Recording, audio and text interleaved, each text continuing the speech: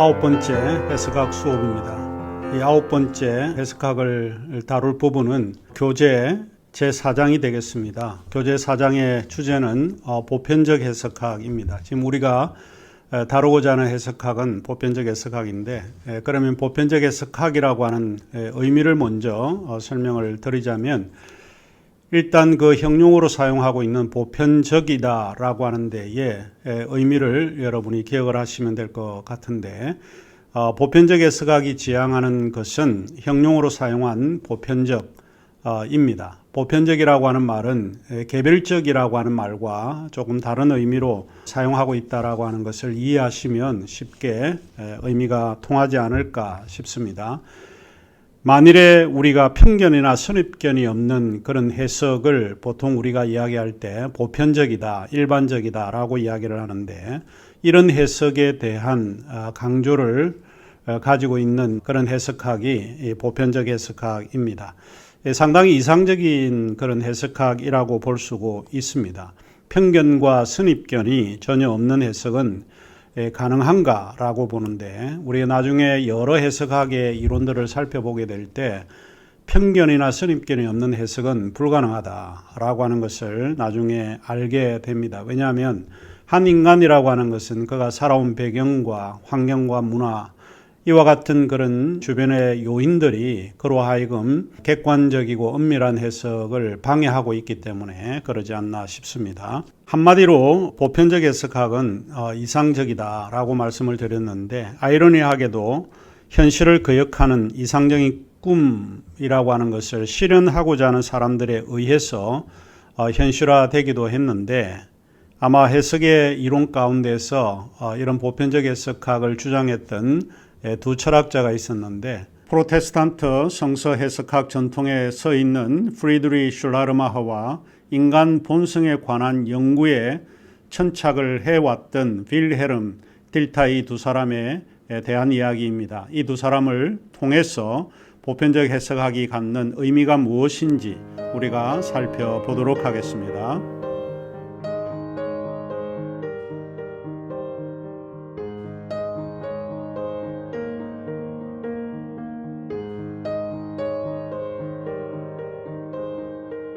슐라르마흐와 딜타이가 가지고 있는 이들의 목표는 해석학이 보편적이어야 한다라고 하는 것입니다. 참으로 놀라운 발상이었지만 누구도 그들의 생각이 현실화되리라고 생각을 하지 못했던 것 같고요. 하지만 그들은 이 일을 일구어냈다고 스스로 자평하기도 했습니다. 먼저 우리는 가장 널리 알려져 있으면서 또 애매한 개념인 보편이라고 하는 단어의 의미를 이해하고 넘어가야 하겠습니다. 보편적이라는 말은 단어의 어떤 그 의미에서 생각을 해보면 개별적이다 혹은 특수한이라고 하는 의미의 단어 반대의 개념으로 되어 있습니다.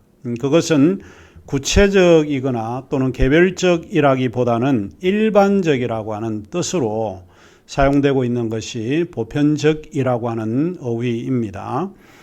일반 혹은 보편은 합리적인 그런 절차 과정에서 도달하는 하나의 결론 부분이라고 볼 수 있는데, 말하자면 보편성이라고 이야기를 할 때 그것은 이성에 의해 합리성의 그런 과정을 전제로 하고 있습니다. 그렇기 때문에 보편적 해석이라고 할 때 그 의미는 많은 사람들이 인정하고 승인할 수 있다라고 하는 의미라고 볼 수 있습니다. 그런 의미에서 학문적으로 보편적 해석학은 해석학이라고 하는 그것이 좀 학문적으로 성격되었다라고 받아들이면 좋을 것 같습니다.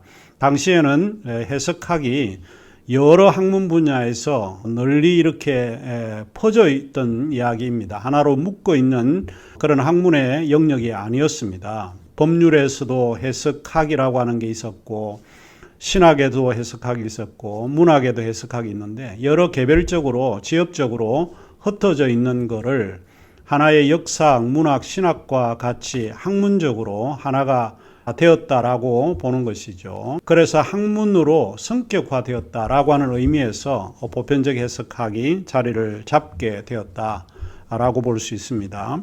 보편적 해석학은 고전 문헌학, 신학, 법률학의 영역에서 지엽적으로 또 고유하게 특수하게 퍼져 있던 그런 것이 모든 사람에게 일반적으로 해석학이라고 하는 이제 학명으로 성인이 됐던 그런 거다 이렇게 이해하시고 출발을 하시면 좋을 것 같습니다. 조금 전에 말씀을 드렸지만 이러한 노력에는 슐라르마와 딜타이가 크게 노력을 했다라고 볼 수 있습니다. 그들은 계몽주의와 낭만주의 변환기에 살았던 사람들이었는데 당연히 비판정신이나 인간 본성에 관심을 가졌고 동시대의 사회적 영향을 받았기 때문에 보편적 해석학의 가능성을 열어 놓았던 것 같습니다.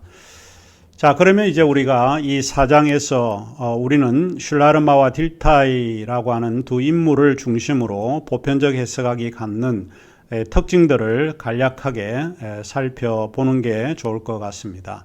자, 먼저 우리는 프리드리 슐라르마 우리 교과서 137쪽에서 시작을 하고 있는데 여기에서 슐라르마는 보통 우리가 이야기를 할 때 슐라르마를 가르쳐서 근대 신학의 아버지라고 말을 하기도 합니다. 근데 사실 해석학적 관점에서 보면 근대 신학의 아버지보다 더 그가 강의를 많이 하고 강조를 많이 두었던 부분이 해석학 분야라고 해도 틀린 이야기가 아닙니다.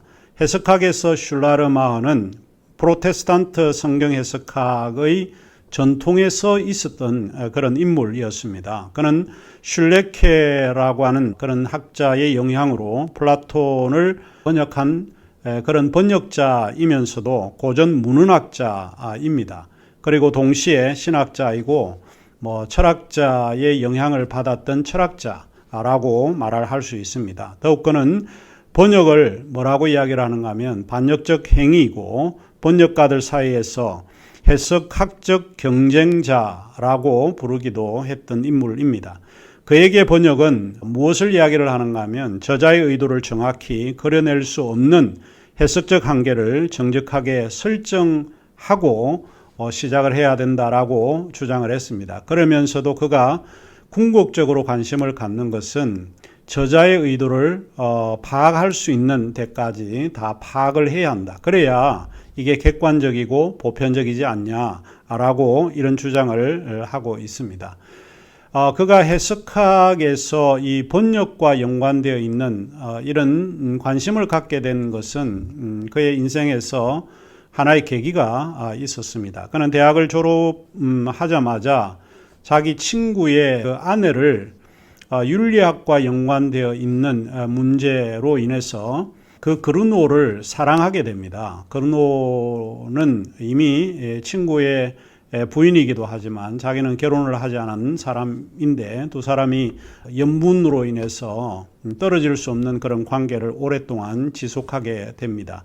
그르노라고 하는 여인과의 그런 문제로 그 지역에 있지 못해서 누님이 살고 있는 시골로 이사를 가게 됩니다. 그곳에서 목회를 하면서 시골이라고 하는 곳은 시간적 여유가 많았기 때문에 번역하는 작업에 자기가 치중할 수 있었는데 대체로 플라톤의 저작들, 그리스어판으로 되어 있는 이 플라톤의 저작들을 독일말로 번역하는데 시간을 많이 보내게 됩니다. 아마 한두 개의 작품을 빼고는 플라톤의 그런 저작들을 독일말로 다 번역했다고 알려져 있습니다. 자, 이런 계기로 인해서 슐라르마가 할레 대학의 신학부가 창설되면서 신학부 학장으로 이제 오게 되는데 그 오면서 그가 가르쳤던 과목이 이 해석학 이야기입니다. 그의 해석학 강의 노트는 한 3번에 걸쳐서 수정되기도 하고 또 발전되기도 했던 내용인데 그 해석학에 대한 강의는 그리 큰 분량을 가지고 있는 그런 책은 아닙니다. 그럼에도 불구하고 슐라르마는 이 플라톤의 저작을 통해서 해석학의 중요성을 우리에게 이야기를 했고 이것이 이제 하나의 역사와 신학과 마찬가지로 학문적으로 성인이 되었던 데 역할을 했던 사람이 슐라르마라고 볼 수 있습니다.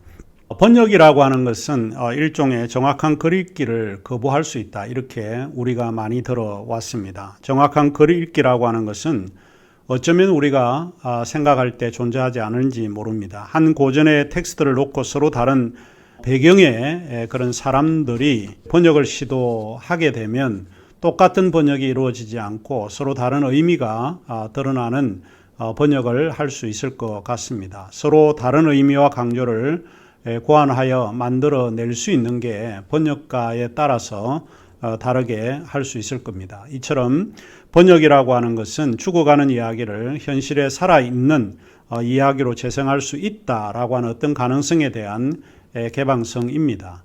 그럼에도 불구하고 슐라르마어는 줄기차게 이 보편적 해석학이 되기 위해서는 이중적인 그런 개념을 주장을 했는데, 두 가지 이중적인 개념이라고 하는 것은 두 가지 조건이 충족이 되어야 보편적 해석학이 될 수 있다, 이렇게 주장을 합니다. 슐라르마어의 해석학은 19세기 초에 이제 나타났던 그런 해석학입니다. 자, 우리 교재 141쪽에서 부터 보면 이제 현대 신학의 출발자로 알려진 슐라르마어가 뭐 칸트라든지 피테라든지 또 셜링과 더불어 독일 철학의 영향 아래 있었다라고 하는 것을 우리가 알 수 있습니다. 그러니까 슐라르마어도 보편적 해석학을 주장을 하지만 그도 그 시대의 산물이었고 그 시대의 영향으로 그가 주장했던 이 해석학을 우리가 생각해 볼 수 있다라고 보는 겁니다.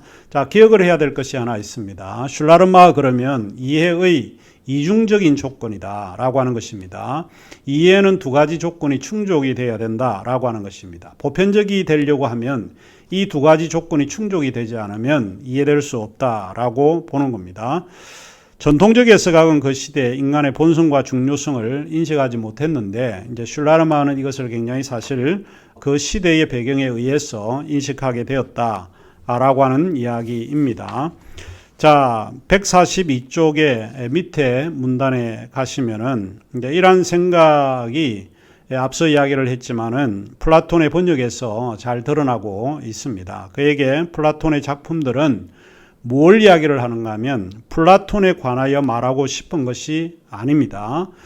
해석은 플라톤에 관해서 번역하고 말하고 싶은 것이 아니고 플라톤 자신이 말하게 하려고 했다는 것입니다. 그러니까 우리가 성경이라고 하는 것을 읽으면 보편적 해석학이 요구하는 것은 이것입니다. 성경이 우리에게 말하게 해야 된다는 겁니다. 우리가 성경을 읽고 성경에 대해서 이야기하는 것이 아니고 성경이 우리에게 말하고자 하게 해야 되는 것. 뭐 이게 일종의 해석이다라고 주장을 했습니다. 이제 슐라르마어의 해석학적 생각이 바로 이런 관점에서 출발을 하고 있습니다. 지금 우리가 이 플라톤의 생각을 다시 반출을 해보면 그것이 뭐 놀라운 통찰이 아니라 지극히 당연한 그런 표현이라고 생각을 할 수는 있지만, 계몽주의에서 낭만주의 시대적 상황에서 좀 비춰본다라고 하면 그것은 매우 놀라운 사고의 전환이 아니었을까 생각을 해보게 됩니다. 인간의 본성이 한 개인의 그런 상황이나 기절을 표현하는 중요한 심리적인 그런 개념이라고 생각을 하면 상당히 아주 진일보한 그런 생각이었다라고 이해해 볼 수 있습니다.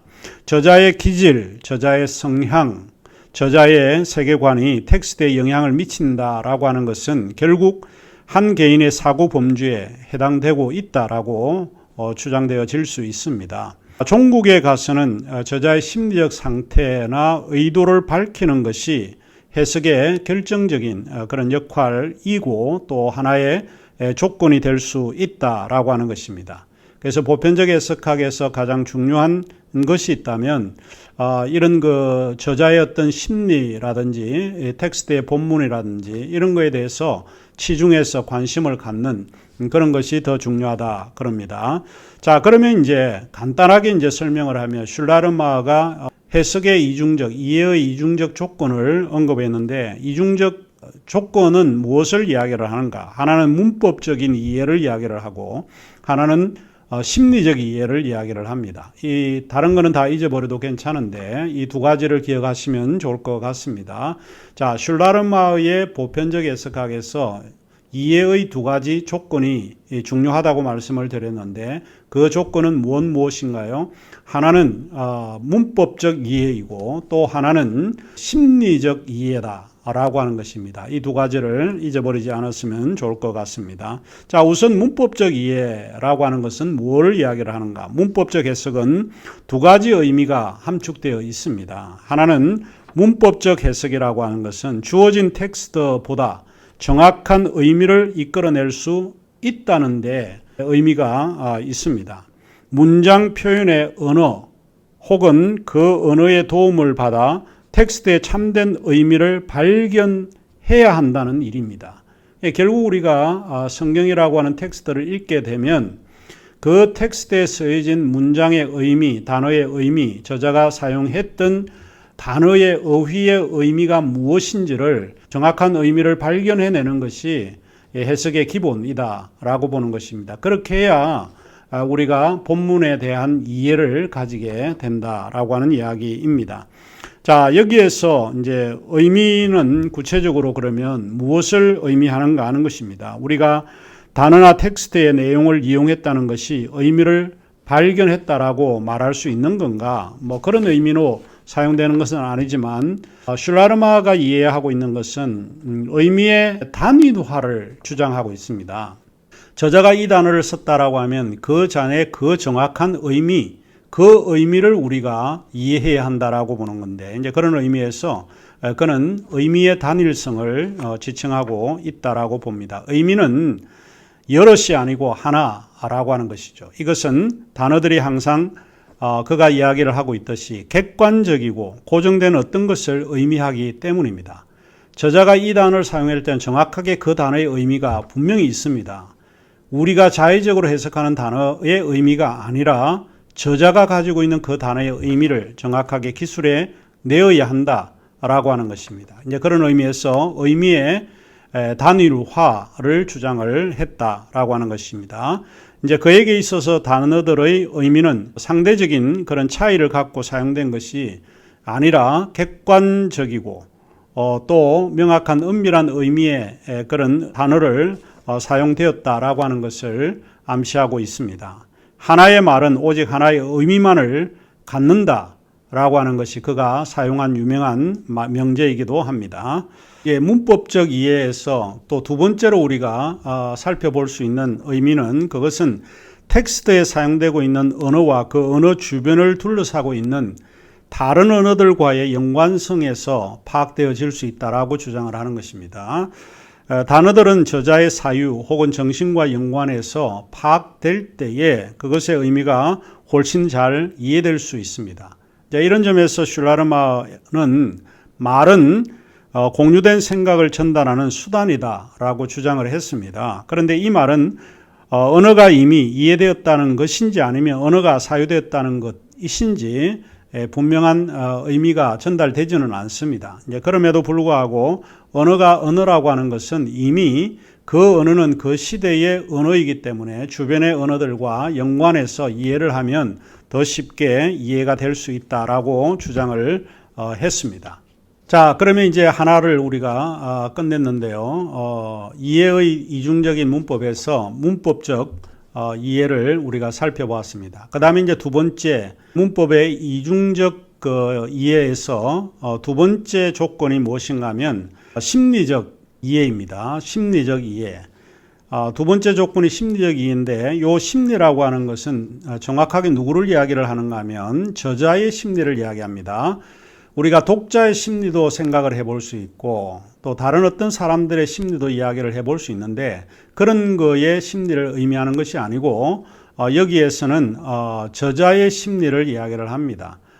이 저자의 심리적인 그런 해석은 저자의 삶의 전체성 안에서 생겨나는 사상의 발전에 대한 고찰을 중심으로 이해하는 것을 말합니다. 다르게 이야기를 하자면 주어진 텍스트의 의미를 보다 더 잘 이해하기 위해서 저자의 주변의 삶을 잘 이해를 해야 합니다. 이 저자라고 하는 것은 그 시대의 역사적인 산물이기 때문에 그 시대의 배경을 어느 정도 알아야만 저자의 심리를 더 잘 이해할 수 있다라고 주장을 합니다.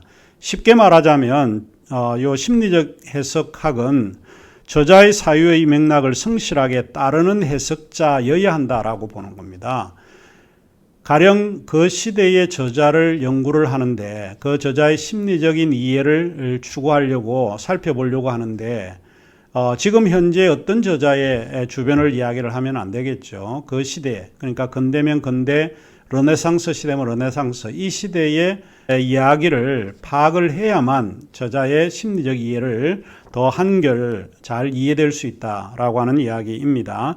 어떤 점에서는 해석자는 작가 스스로를 이해했던 것보다 훨씬 더 잘 이해했는지 모르겠습니다. 왜냐하면 저자의 지식이 해석자의 지식보다 많다는 생각은 오류이기 때문에 그렇습니다. 그럼에도 불구하고 해석의 원칙은 해석자 자신의 그런 그 생각보다는 저자의 생각을 더 따르고 그 의도를 정확하게 드러내 주는 것이 보편적 해석학이 갖는 특징이다. 이렇게 정리를 하시면 될 것 같습니다. 자, 그러면 이제 우리가 빌헬름 딜타이를 우리가 공부를 해볼 텐데요. 딜타이 빌헬름에 대한 공부는 우리가 10번째 시간에서 다루도록 하겠습니다.